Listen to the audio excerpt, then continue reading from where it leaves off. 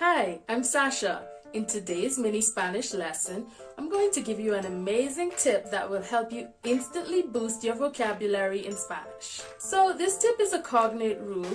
Cognates are words that are similar in two languages and have the same meaning. In English, words that end in ly are similar to words in Spanish that end in mente, mente. Here are some examples.